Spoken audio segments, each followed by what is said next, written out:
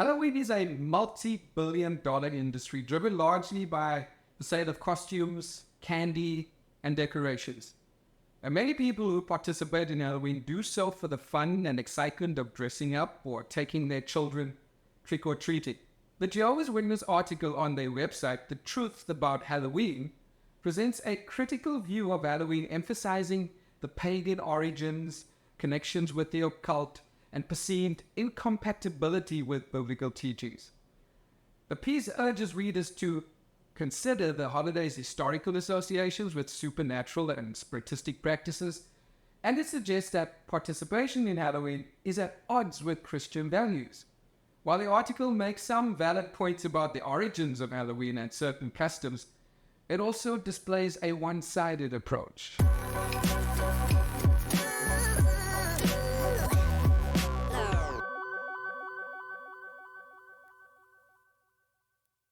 The article provides a timeline and historical background on Halloween, tracing its roots to the ancient Celtic festival of Samhain, during which spirits of the dead were believed to roam the earth. It argues that many Halloween customs, such as costumes, trick-or-treating, and pumpkin carving, stem from attempts to appease or ward off evil spirits. The piece also mentions how the Roman Catholic Church amalgamated pagan rituals with Christian observances like All Saints' Day and All Souls' Day.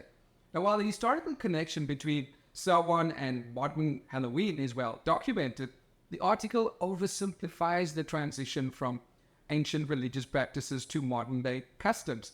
Halloween, as it exists today, has undergone centuries of cultural evolution, and many of its current practices have lost their original meanings. For example, while the Celts may have used sweets and candies to appease spirits, the modern customs of trick-or-treating is largely a commercialized secular activity, with no spiritual or supernatural connotations for most participants. The article overlooks the significant cultural shifts that have occurred over time, instead presenting Halloween as if it were a direct continuation of ancient Celtic and pagan rituals. Moreover, the article's description of the Catholic Church's role in Halloween's history could be seen as reductive. While it is true that the Church incorporated elements of pagan festivals into Christian holidays, this process was often more complex and less intentional than the article suggests. The blending of pagan and Christian traditions was not necessarily an endorsement of paganism, but rather a reflection of the Church's efforts to make Christianity more accessible to local cultures. And by emphasizing this point, the article implies that the Church's actions were morally questionable without acknowledging the broader historical context of cultural assimilation during the spread of Christianity. The article draws on sources like the Encyclopedia of American Folklore and the newspaper USA Today to support its claims about Halloween's association with the supernatural and the perspectives of modern Wiccans.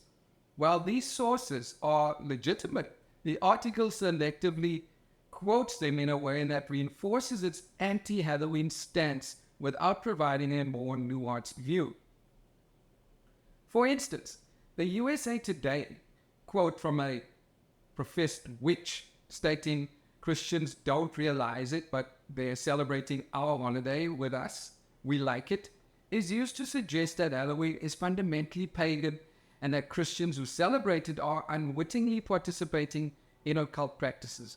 Now, this is a highly selective interpretation of the quote, which may not represent the views of most people who celebrate Halloween. In fact, for the vast majority of participants, Halloween is a secular, fun, and harmless holiday with no spiritual significance. By focusing on the views of a minority group of Wiccans, the article exaggerates the spiritual implications of the holiday for the average person.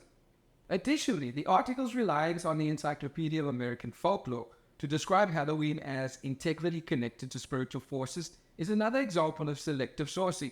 While folklore may highlight the supernatural aspects of Halloween, modern interpretations and celebrations have largely shifted away from those roots. The article does not adequately acknowledge this evolution, instead presenting Halloween as a static tradition deeply rooted in occultism. The article emphasizes that Halloween is in conflict with Bible teachings, citing scriptures like Deuteronomy 18:10-11, which warns against practices like divination and consulting spirits.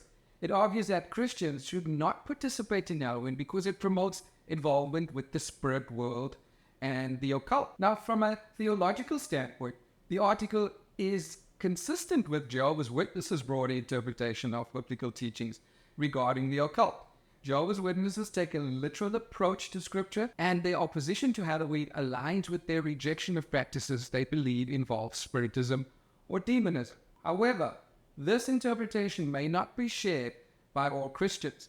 Many mainstream Christian denominations do not see Halloween as a threat to spiritual purity, especially when celebrated in its modern secular form. Now, while some Christians may avoid Halloween for personal or religious reasons, others view it as a cultural celebration that can be enjoyed without compromising their faith. The article presents a narrow view of Christianity that does not account for the diversity of thought within the religion. But we know that Jehovah's Witnesses view themselves as the only true Christians. Additionally, the article's use of scriptural references to argue against Halloween lacks contextual balance. For example, Deuteronomy 18:10-11 addresses specific practices like divination, which are not inherently part of modern Halloween celebrations for most people. While these verses might apply to historical pagan rituals, they may not be as relevant to the contemporary customs of dressing in costumes or trick-or-treating, which are typically seen as light-hearted and unrelated to occultism. One of the key points in the article is its focus on Halloween's pagan origins, specifically its connections to the Celtic festival of Samhain and ancestor worship. It suggests that because Halloween has pagan roots, it is inherently incompatible with Christian values and should be avoided by believers.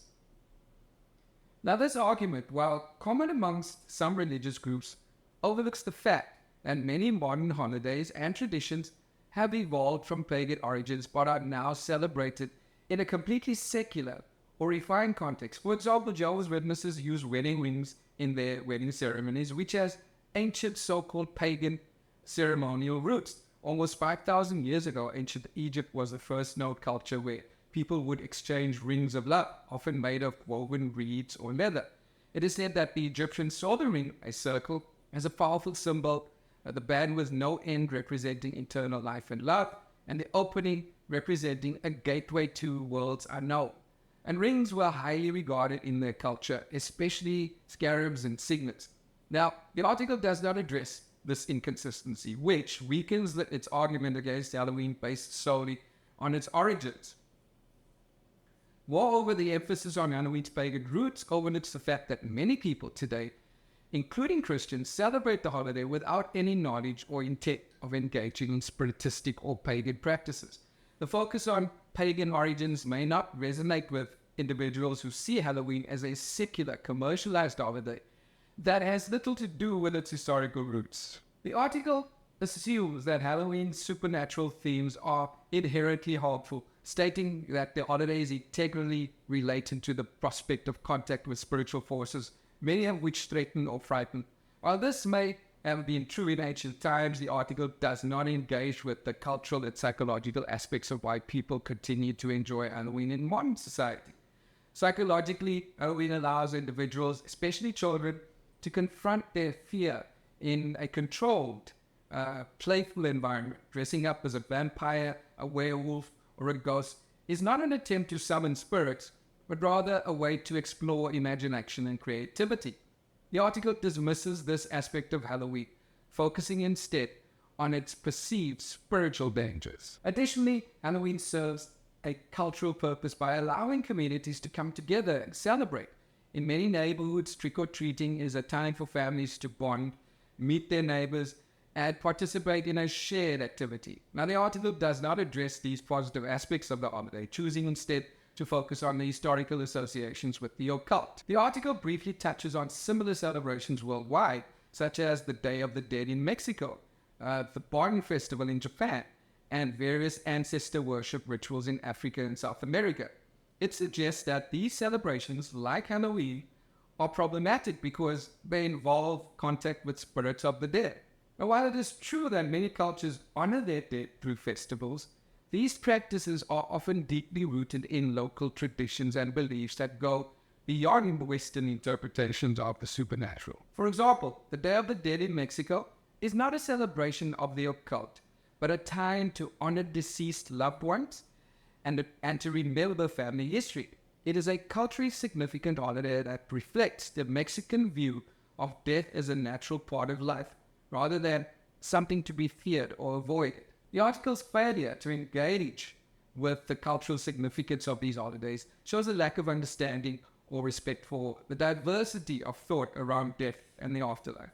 Instead of acknowledging the positive aspects of these traditions, the article paints them all with the same broad brush as being incompatible with Bible teachings. And of course, the article does not address the role that commercialism plays in the modern celebration of Halloween. By ignoring the commercial aspect of Halloween, the article overlooks a major reason why the holiday has become so popular worldwide. In many countries, Halloween is celebrated more for its entertainment value than for any deep spiritual or cultural meaning. Now, the article's focus on the holiday's pagan origins fails to resonate with the reality of how Halloween is experienced by millions of people today. And while the article provides some valid historical information, it ultimately falls short in providing a balanced perspective. It selectively interprets history, overstates the spiritual risks of Halloween, and fails to engage with the cultural and psychological reasons why people celebrate the holiday today.